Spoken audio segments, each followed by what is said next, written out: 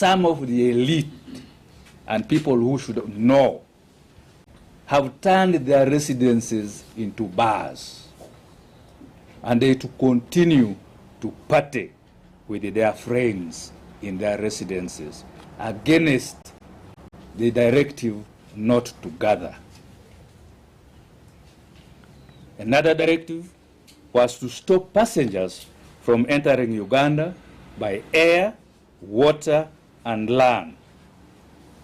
If we had to award marks, we may say we have reached about 90% compliance. Why 90%? As I did indicate earlier, people have continued to enter Uganda through ungazetted entry points. And why? It is because of the perception, and I believe they are right in perceiving so, that Uganda in the region is a safe haven. Because there is that perception that Uganda is safe, people continue to struggle to come in. Where have we performed relatively poorly?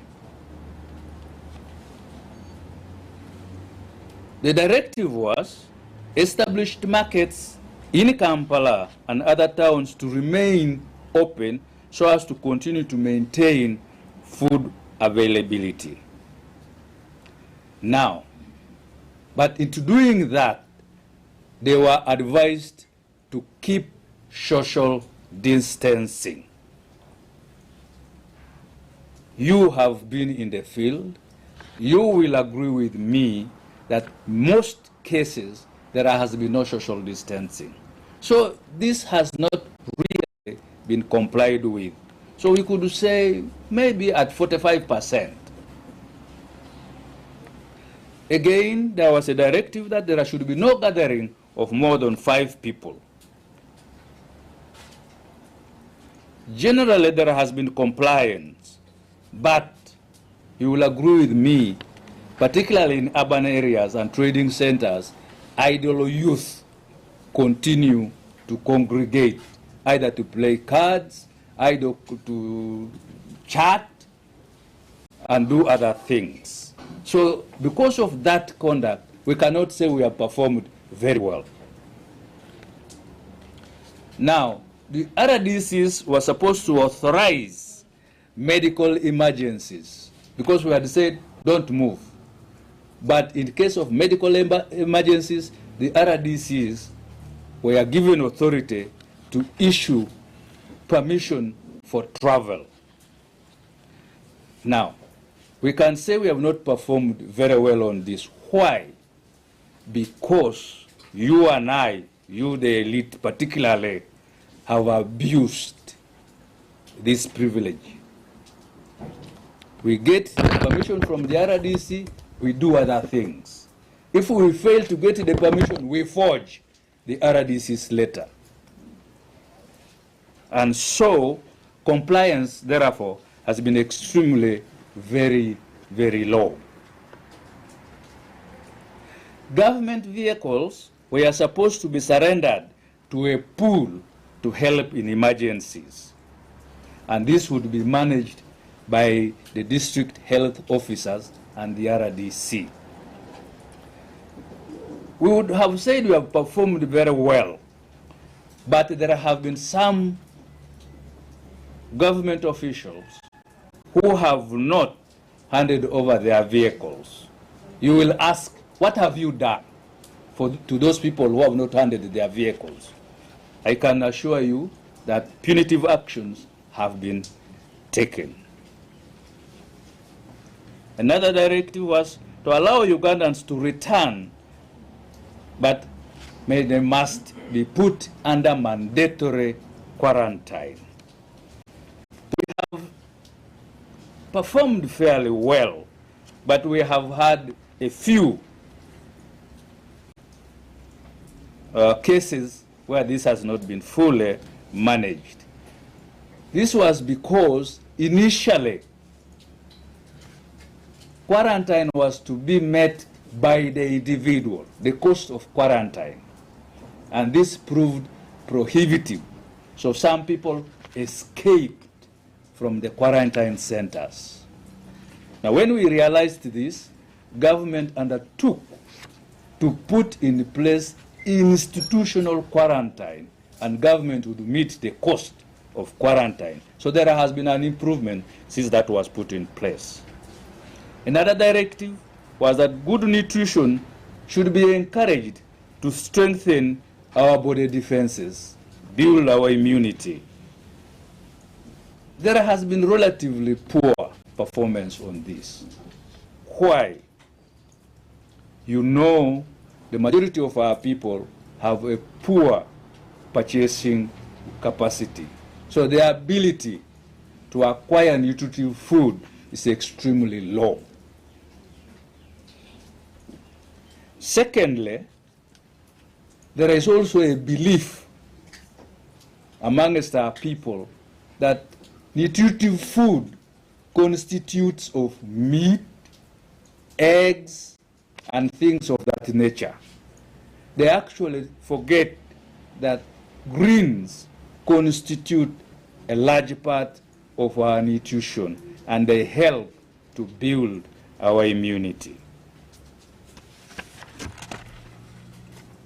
So what do we surmise from this analysis? Three things become clear. One, we are not yet fully compliant. Two, there is therefore need to continue to sensitize our people. And three, there is a need to step up enforcement of the issued directives and guidelines. What challenges have we met in as far as implementation of the directives is concerned? I must point out from the very beginning that the greatest challenge we have met is because of the attitude of the people and the way we view the containment measures. Let me just give a few examples to illustrate this point. It's very surprising and even disappointing that some of the elite view the containment measures as a punishment, and therefore their compliance levels are low. I pointed out earlier that these are not a punishment, they are for our own good. But there are people who continue to view these containment measures as a punishment. Now, in our rural areas, there is absolutely no social distancing. Again, this is as a result of culture and behavior. Those of you who have been to our rural areas will notice that our people in the rural areas continue to congregate in order to be able to enjoy their drink. Now, when they are challenged, enforcement officials, instead of being apologetic, they actually continue to run away, carry the pot into the bush, and they continue to drink. Now, this has been an extreme challenge for us. Now, what is also disappointing is that among these people who congregate to drink are LOC1 chairpersons. Now, these are the people who are supposed to be in the front line of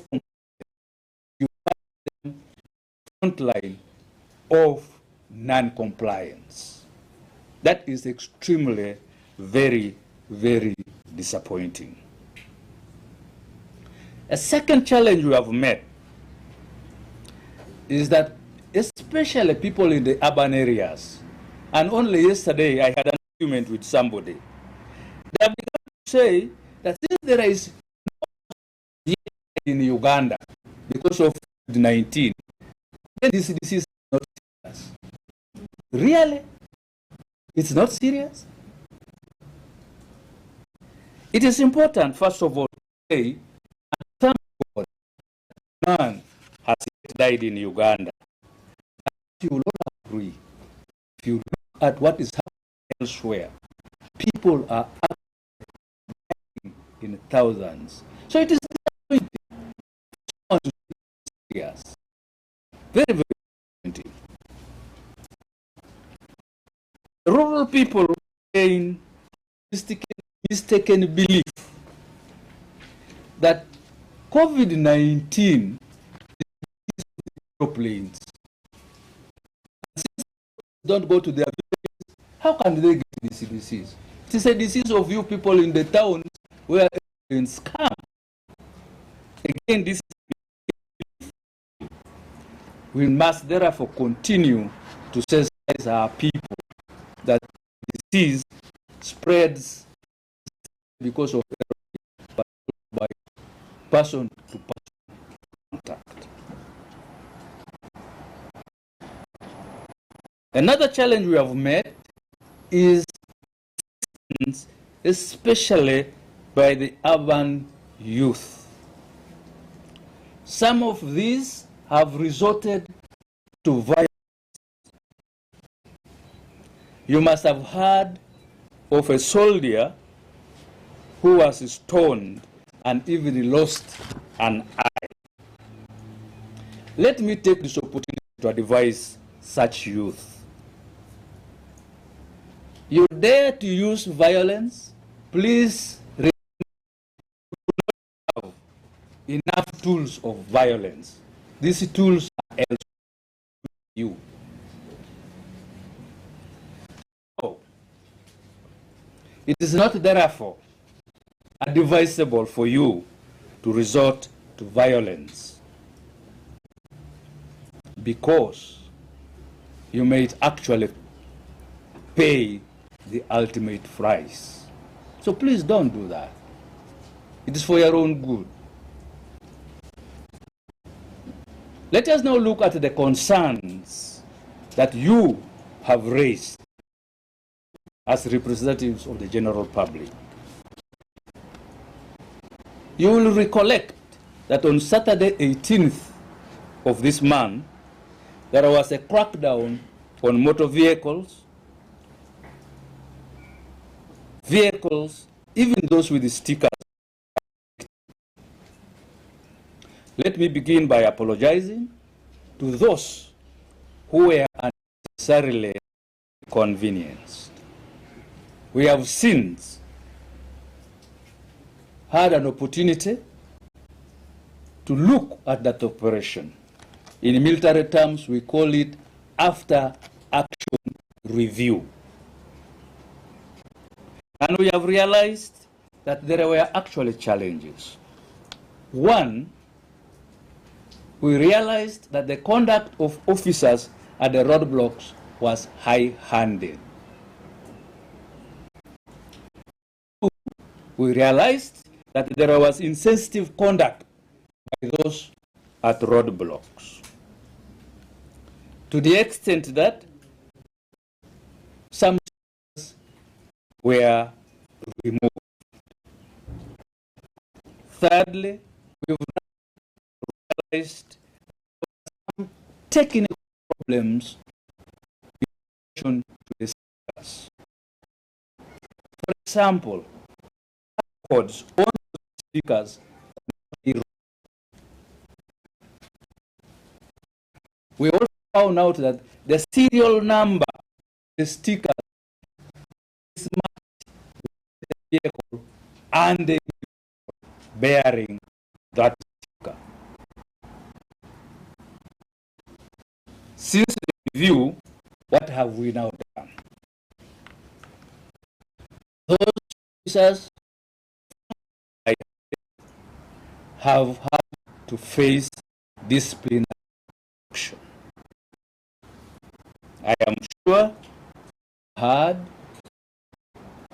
in Gulu, we have also heard of what Enaga has been telling you of what and with officers that was high-handed. So as a we now have an officer, not an NGO, an officer supervising 3 roadblocks. Secondly, or the third, we have now issued clear instructions. Now, they are here in black and white. Instructions to the people, the road, so that they know that they are not the ultimate authority. If they know, let them refer upwards on the chain of command. This one I don't know. Say because of that. No, no, no. Ask somebody about you. He will understand it. So give an instruction where you are in doubt, refer upwards. Don't be the ultimate authority. The technical, as far as the concern of the Minister of Sport and Works, and these problems are now addressed. But let us ask ourselves, what occasioned this crackdown? Did people just wake up and do nothing? Why was this there? The crackdown was a result of our own behavior, especially the elite, those who own vehicles. What did they do? Some of them forged these stickers down in NASA. They went and forged these stickers. Some abused the powers of the RDC. In fact, as a matter of fact, by yesterday, we had 121 confiscated stickers. But by evening of yesterday, only 51 had been reclaimed. The other 70, nobody had bothered to come. The question is why? Why are they not anxious to come for this if they genuinely were theirs? Now, of the 51 who came, 7 were actually forged.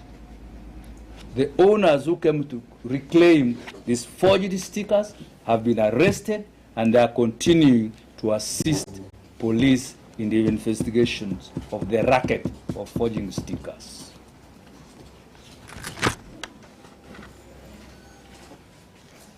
We are continuing to discuss more regarding the stickers. So let me take this opportunity, ladies and gentlemen, fellow countrymen and women, if you are among those who has a sticker, I would like to encourage you, go to the Ministry of Works and Transport and verify your sticker. Because you know, forging and duplicating the stickers, if you do that, we shall get you. You also know the penalty for forging and duplicating. We may charge you for attempted murder because you are actually disobeying the regulations for maintaining low levels of spread or stopping totally. So you are endangering us by moving when you are supposed not to move. Because therefore of our conduct, we were forced to have a crackdown because we had noticed a perceptible increase in the number of vehicles as opposed to the categories that had already initially been allowed to be on our roads. Now, another concern, you will agree with me, is in relation to the truck drivers, the cross-border long-distance truck drivers. There is a growing concern in this area. The concern is because quite a number of these truck drivers have tested positive. For example, on Tuesday, our tally of positive cases was 56. By Wednesday, yesterday, the tally was 61. This was therefore added by 5 more. Of these 5, all of them were truck drivers. 4 were Kenyans, 1 was a Tanzanian. So your concerns about truck drivers is justified. Now, government has taken note of this concern. The National Task Force is studying this with possible remedies. Last evening, I was in consultation with the Minister of Transport, Minister of Works and Transport, General Katumba, and we had a very lively discussion on this particular subject. Now, the task force is considering the following remedial actions: deploying of rapid testing kits at the entry points so that the driver knows the status before he leaves the border. The rapid testing kits, I am told, give results within 10 minutes. So testing, using the rapid testing kits, enables us to know the status even before the driver has left. However, I want you to note, each test is $65. Each test is $65. On average, 1,000 vehicles enter Uganda. If we assume from the original instruction that each vehicle should have 3 people, that is 3,000 entering Uganda on a daily basis. 3,000 times 65 is $195,000, an expenditure on us on a daily basis. This might be prohibitive. So we are looking at another remedial action. There is now discussion of what we call relay driving. What does relay driving mean? It means if a vehicle is coming from Mombasa, for example, that driver will drive up to the border, Malaba or Busia. He will stop there. We sanitize the vehicle and it is handed over to his counterpart here in Uganda. His counterpart will drive to the final destination if it is in Uganda, or to the border point of exit to the country of final destination. He will also leave it there and another driver takes over. We are looking at that possibility. We will discuss it with the stakeholders. If it is applicable, then certainly we will employ it. In the meantime, however, specific designated resting places have been identified. Clearly, we know that traditionally long-distance drivers have resting places along the route. If you take, for example, the route from either Busia or Malaba, their usual resting places are in the township called Naluerere. I hope you all know that. Another one is in Mbiko and many others, Lukaya and so on. Now these are the places these drivers patronize. Now we have designated the places away from those usual resting places. This is so that the behavior that we all associate with this, in every stopping place, the man has a wife, he has a girlfriend, he meets relatives and so on. So we have tried to check that by designating resting places away from these traditional places that they patronize, so as to minimize contact with the population. Another concern is in relation to the conduct of especially the security elements in the implementation of directives. It is true We have had excesses in a few instances. We have had complaints of beatings. We have had complaints of entering people's houses and the like. We have taken note of these complaints and concerns, and we have taken action. You will no doubt recollect that some errant soldiers and policemen have been put on trial, and they have accordingly been punished. A case that comes in mind is what happened in the north of this country, and the action that was taken in Gulu. In conclusion, what do I say? And what do I want us to remember? One, these guidelines and directives are for our own good. Let us therefore fully comply and embrace them. You know, the late President Moi noted something, and I want to share this with you.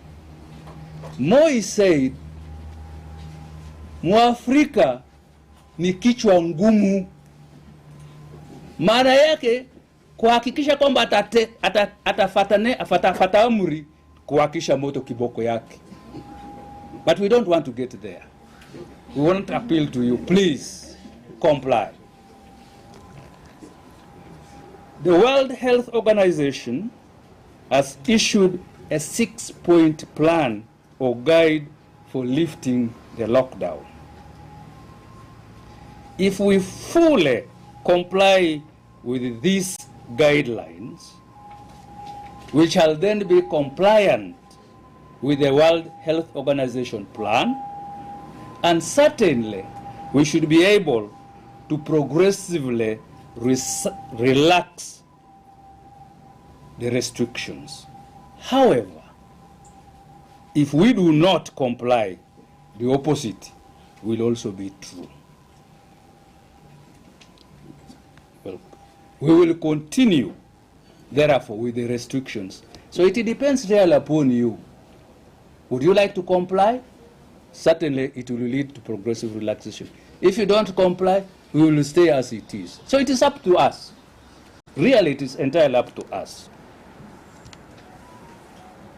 I would like, therefore, finally, to say thank you for your attention. May God bless you all. Thank you. Thank you very much, sir. We apologize to the sign language users that the translator has just come in.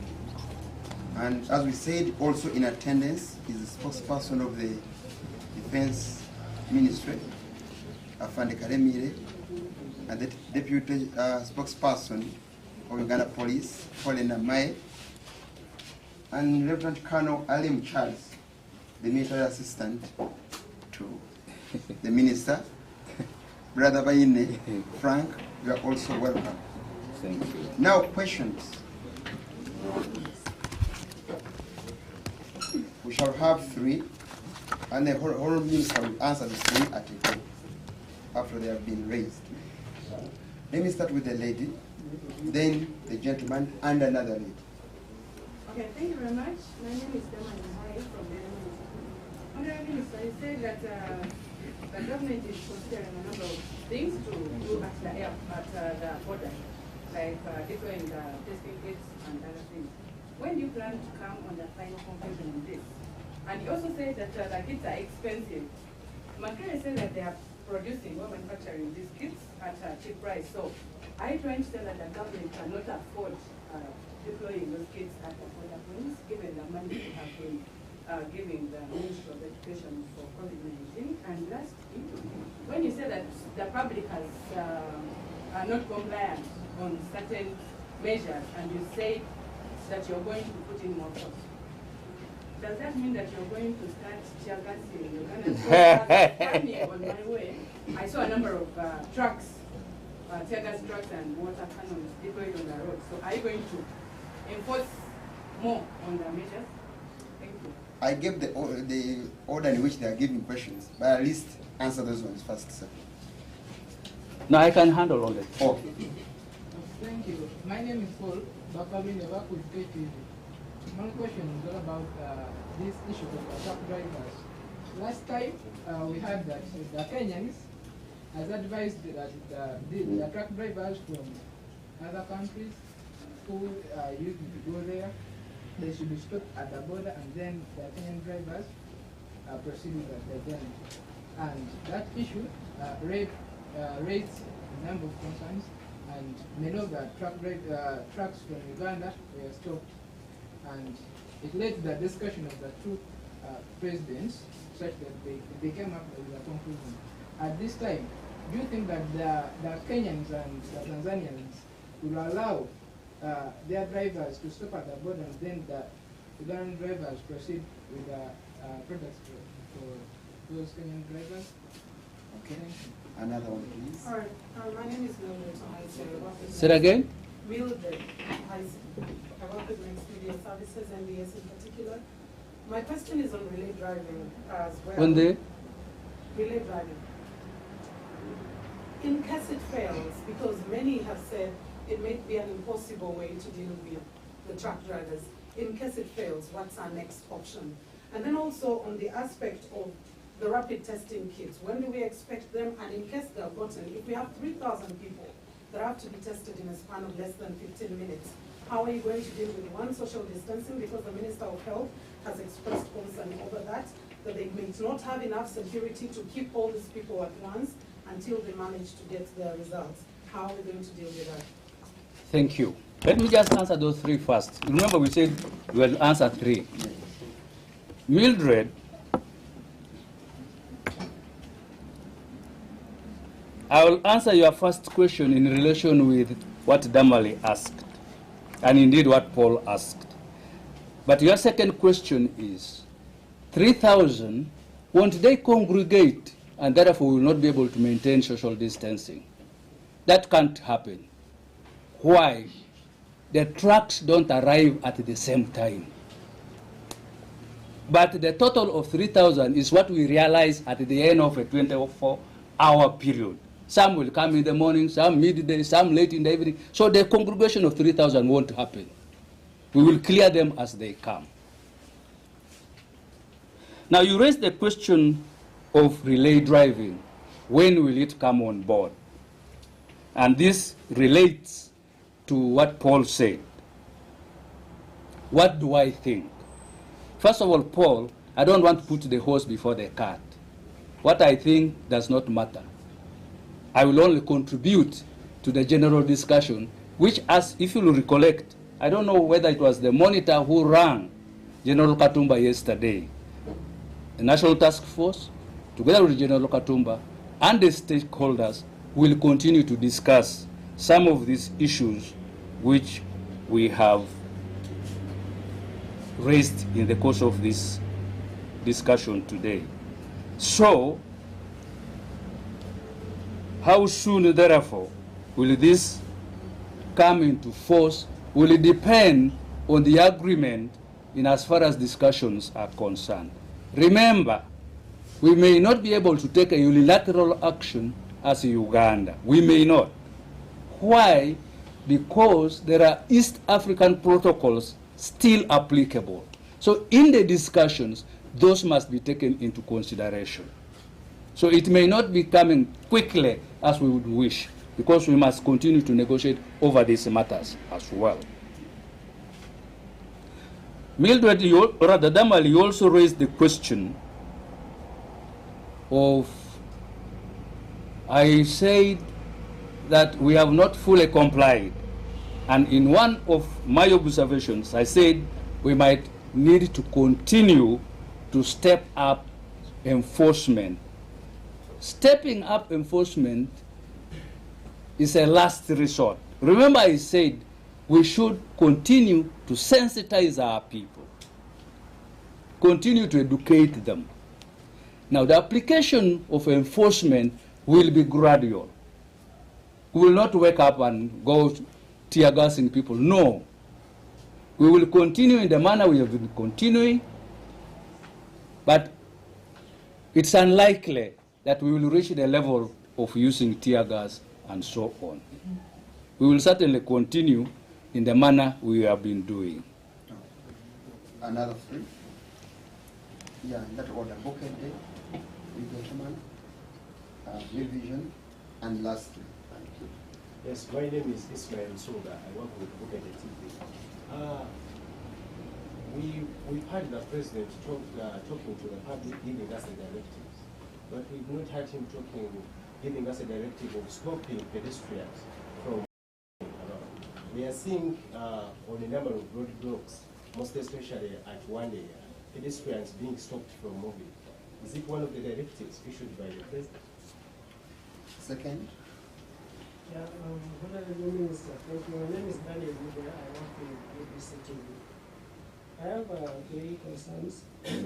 First, you are highlighting on the cost implication as far as testing is concerned at the border. Who is to meet the costs? Is it the passengers or government? Secondly, preliminary, what lessons have the internal affairs learned from the whole situation? Third, we have a ban, Honorable Minister, we have a ban on public transport and so on. How will the other drivers access the border posts, receive the other posts? Say it again? In terms of relay drivers. You are done? Yeah. Thank you. Yes. You Simon, as you said, in your address, you talked about instances where politicians attempt to distribute food. As you concluded your speech, you spoke about an issue to do with errand soldiers. Say it again? As you started your speech, you spoke about instances where politicians attempt to distribute food. As you concluded your speech, you spoke about noticing excesses whereby there have been a few errant officers. However, as you addressed Muhai, you said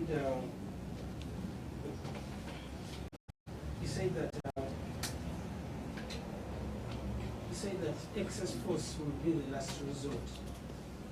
Was it necessary, the manner in which soldiers handled Honorable Zaki, to an extent that yesterday he wasn't able to walk and hospitalized? What have been your findings so far? Thank you. And lastly, my name is Baker Vete. I have two things. One, related to what you say. We've seen people who are non-politicians, for example, pastors, distributing food, and they are not, and there are some ministers actually, they are not arrested. Like opposition people are arrested for, who are also sized for distributing food. Is there a selective application of the law when it comes to distribution of food? And number two, you talked about relay driving vis-a-vis the cost of fast testing. When you compare, when you compute the cost of relay driving, having 3 drivers, and the cost of $65 for rapid testing, what comes? Because at the end of the day, you might actually find out that even relay driving is as expensive as rapid testing. Have you looked at the mathematics around that? Thank you. Let me respond to these 4 questions. Baker, you talked about relay driving versus the cost. No, you got it wrong. I said it is something we are considering. And relay driving will be borne by the trucking companies themselves. So it is not going to be a cost to government. No. The trucking companies will be the ones to deploy drivers on the other side of the border and on this side of the border. It is entirely their responsibility. But we will monitor that. So the cost does not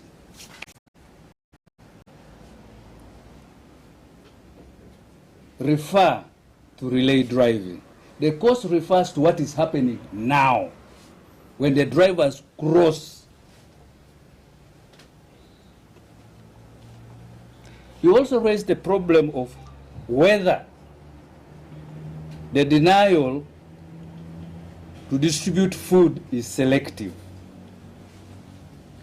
Absolutely not.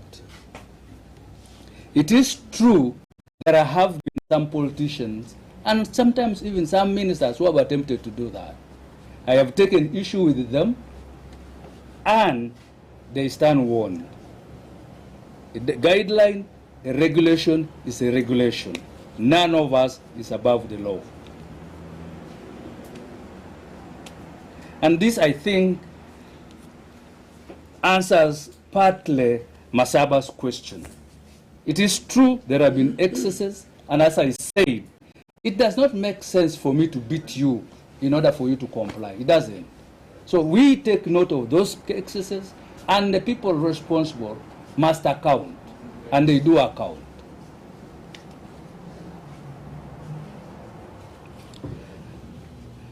Daniel, you asked, what lessons have we picked so far? Daniel, I must admit, I am actually surprised you're raising this question. Because the whole exercise, what we have been doing, is actual assessing. So what are you now asking? We've picked lessons. I will show to you that there have been challenges. Those are the lessons we have picked.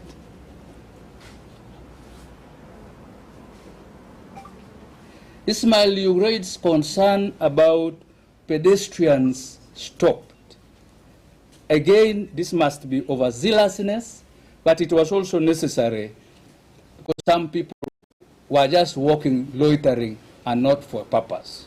But it should be really not the case. We shouldn't be stopping you if you are walking on foot, you are maintaining social distancing, there should be no problem with you. Thank you, sir, for answering the questions and for addressing the media and Uganda at large. Thank you, the media, for the press conference. Thank you very much. Have a nice day. Thank you, colleagues. Thank you very much. God bless you. Have a beautiful day. You know, I'm a Mudokoli. How do I speak in Uganda?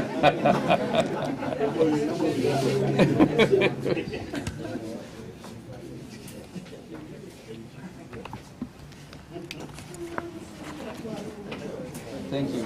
Thank you, sir. Okay. So, my pleasure.